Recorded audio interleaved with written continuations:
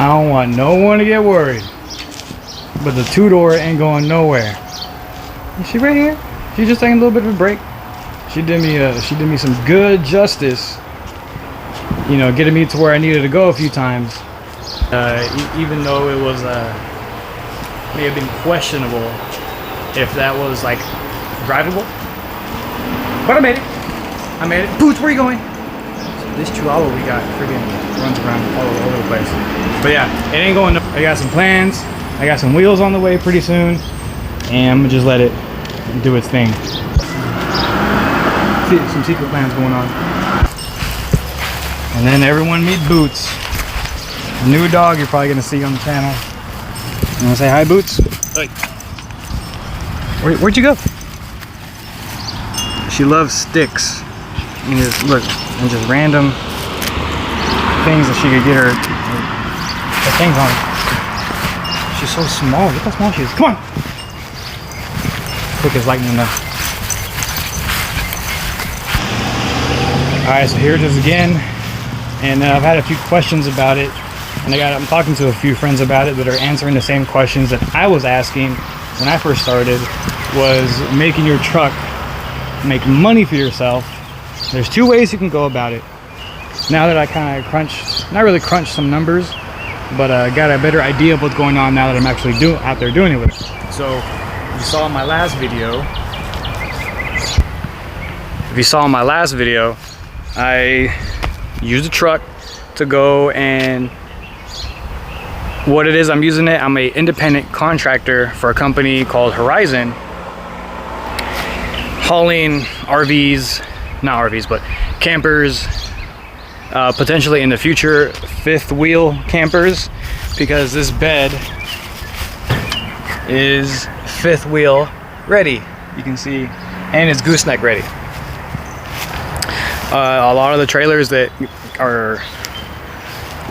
trailers are either going to be on a regular hitch, which you're going to use a weight distribution bar, Boots, whatever the hell your name is, or you're going to do a fifth wheel.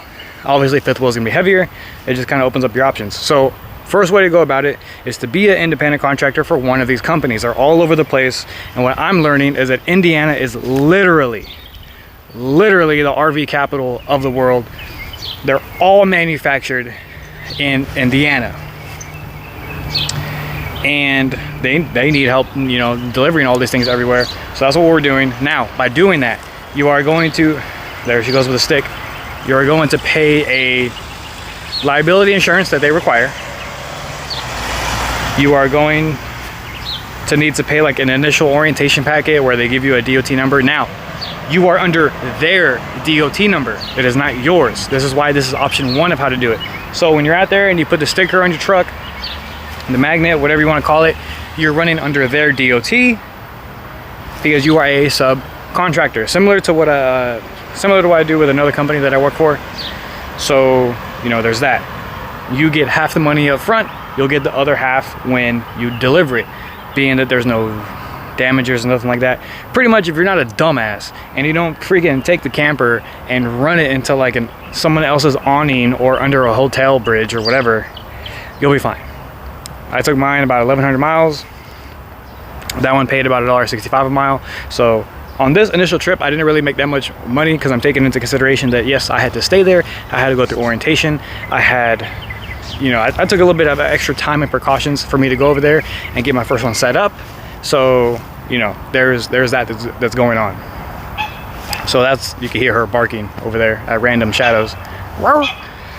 So that's one way. The only thing I'm coming out of pocket with being a contractor, is obviously you're paying for gas. Now they do give you a little bit, there's an app that you can use where you can find places that will give you a little bit of a discount, which helps a lot, because I'm actually planning right now a trip to go to California from Indiana, if there's gonna be one available in that time frame. Gas is expensive in California. And another side note to where, yes, this has a 50-gallon tank, that's cool, and people also add another 50 in their bed, and I didn't really see the benefit until I talked to someone, because down here in Texas, diesel is about $2.75, $2.85. I went up there, I was paying $3.75. In California, people are paying $4.05, $4.25, $4.40. So it makes sense that if you come across a place where you get cheap diesel, fill up your extra tank of diesel.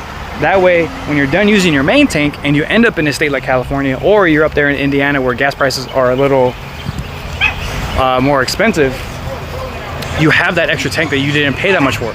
So that's another benefit. Yes, what are you barking at, yo? There's nothing over there. So yes, you are gonna spend a little bit more money filling it up initially, but better to fill up a 50-gallon tank for approximately $140 to $170 than paying $240 to $250, which is gonna save you a lot of money. So that's one way to do it. Now I'm with Horizon. There are different companies like Synergy and different stuff like that. People hop around and do little stuff or whatever, but that's it. The insurance that we're mandated to pay for is through Horizon. It says it on the insurance certificate, and we're good to go. Primarily, that's only going to be used for Horizon. Now, there is another way that you can go about it, which is, if you really want to bite the bullet and do it, is to be your own authority and have full commercial coverage. Because what you're paying for with Horizon, you're only paying a liability insurance. It's like $1 million policy, just like when you pay for renter's insurance for an apartment. But if you're going to be your own authority, you have commercial insurance. There's like another added thing that goes on there, because I was actually talking to another place that delivers pork trailers, and they want a commercial policy with a minimum liability policy and another thing that they can add on. It's this whole kind of crazy shit. But at that point, if you're going to be your own authority, you're better off already having a gooseneck on it. That way you can have your 40-foot or whatever, Texas trailer or whatever you're going to have, and then you can start moving stuff around under yourself. Now you are going to make a little bit more money that way, but if you are going to do that, you have to be dedicated to it, because the commercial insurance that you're going to pay for is at least $900 to $1,100 a month. Granted, 1 or 2 loads, and probably I would say 2 loads is what will pay the truck and for the insurance, but probably more than that, because you got to take into account gas and all kinds of other stuff. So there's that you got to deal with. But there are kind of 2 ways to go about it. There are different companies that hire all kinds of other stuff. Like with Bloomer's Trailers over here, they don't hire anyone directly. They go through their dealers. Their dealers are the ones that have drivers, so you can go around that boat. Some companies don't really like you double dipping, working for this people and these people. They'd rather have you sit here. But as many of my friends already know, and you're in a shop and you work in a shop and it's been slow for 3 months and you can't pay your bills, more than likely you're gonna go find another shop where you're gonna pay your bills. Now, take that however you want to take it. That could be a whole different conversation, but that's how I did it. Most places are going to require, like Horizon requires a truck 2001 and newer, blah blah blah blah blah blah blah. One guy that went up there, he did have a gas. He had a gas Silverado. He had an extra tank and everything. I mean, I'm pretty sure he's just getting started out, but you're gonna spend a little bit of money. Having a diesel helps a lot. The truck, the 10,000 pounds, the truck didn't even feel it. So that's a little bit on how you can get started doing that. Now, do you need a 3500 dually? Probably not. But what's crazy is that this 3500 dually base model, halogen lights everywhere, cloth seats, around here, I checked in Florida, I checked in Arkansas, I checked everywhere, was cheaper than other 2500s because it was hard to find a base 2500. They all got scooped up. All the base 2500s got scooped up that were diesel, and all the only ones that were left around here were ones that had night edition, limited, all that stuff, and they were all like 64, 68,000. So when I saw this one here listed at the dealer for 58, I don't even think I got all the options. I think everything was like 59 and some change, maybe, or something like that.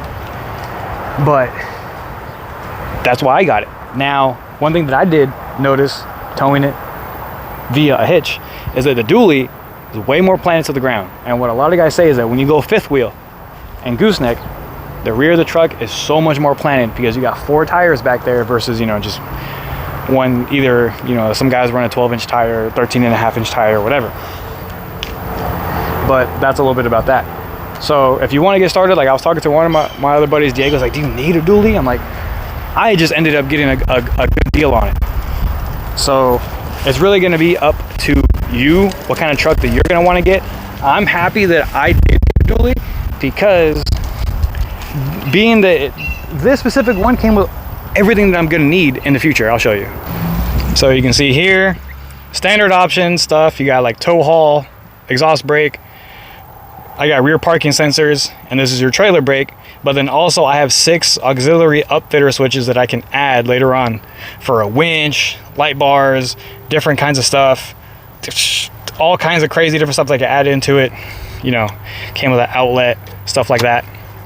So that's just, you can get these in the 2500s, but the ones I'm saying, which I was looking for, they didn't have any of this stuff. The ones that I was looking for around here, they all had like, they were more like luxury stuff. This here is primarily a work truck. That's a note to take away, that this is a work truck, not a luxury truck. Another thing to keep in mind too, you can't get 2500s like this, but this is how I got mine. I already got the bed liner already in it. I'm 5th wheel and I'm gooseneck ready. Those covers came factory.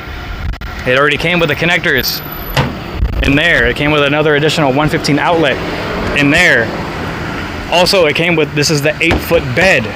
So this is what I'm saying, this is my particular stance on how I found it. Come on, let's go. Come on. Out of my way. Out of my way. You know, there may have been one or two, a few that were out of state. That may have been, you know, some other base 2500s. But I don't know how it would all work as far as, you know, changing states, taxes here versus over there. So I ended up getting what I got. And side note, it's kind of cool. Came with roof clearance lights, so it looks like a big kind of Tonka truck. But that's how I did it. That's a little bit of a rundown of what you'll need. Now, as far as equipment and everything, it's pretty straightforward. Actually, I can show you right now. Another good thing to having a base tradesman is that under here, if you get some of the like the Night Edition or the Laramies, all this space under here is taken up by speakers and all kinds of stuff. So you can see these are parts to my distribution hitch. I got chains, I got a 2-inch ball, bungees. Where'd the dog go? Hey, where'd you go? Where'd you go? Where? There you are. Come on, get out of the street. Come here. You're on timeout. Come, get your ass over here. Come here. They're all gonna have stuff that you won't be able to carry as much. There. All right, get in there. So you can see I got my printer. I got, you know, random sockets. I got the battery for the campers that you're gonna need to plug in. Some vitamin C, whoever wants it. And everything fits under my back seat. Back there I got torque wrenches. I got breaker bars, the DOT triangles, all kinds of other stuff, and the fire extinguisher, and it all mounts right there under the back seat. So I could just chill out here and take a nap. You're hot. I gotta take you inside. You're getting hot right now. But that's a little bit about that. So this kind of like is a good start to see if I actually want to become my own full authority. But it's all going to be how you land into it, the kind of work that's going to be in your area. Is it going to be worth it to you? For me, one trip a month pays for the truck. Anything else after that is going to be profit. So, you know, I'm not going to be lazy with it. I'm just waiting for more opportunity to present itself to do it. But once you get out there and do it for yourself and you get your own truck, it gives you an idea of, okay, even though I'm working with this place or doing this, it's not really that good, but I see opportunity elsewhere, you know? And I like it. So it's my first one. It was a little bit of a hassle to get everything started and, you know, the apps and all that kind of stuff, but that's how you can do it. That's either independent contractor working with stuff or your own authority. There is a lot more room when you're on your own authority. For example, everyone knows about the power outages that Texas had this past winter. Now, places like Walmart need generators, and if you're your own authority, you can move a generator for $1,000 a day. If you're your own authority. I think one guy we knew during the shutdown, he had a few trucks and he made $18,000 during the shutdown time period. which is good. But granted, you know, how many times are you gonna carry a generator? But then again, it's just more opportunity to present itself. I'm just being straight up. There's gonna be more Tahoe stuff to come. Hey, come on, out of the street. You wanna go in the shade, that's why. We're gonna go inside right now. More stuff to come. I got more stuff on the Tahoe, some wheels and all the kind of stuff. I've just been working a lot. I'm being transparent. I'm just trying to bring it to you. I'm trying to do this so I can bring more fun. And you know, keep it real. Around times like this, you just gotta bust your ass and just work. No one's gonna give you money. So I'll see you guys later.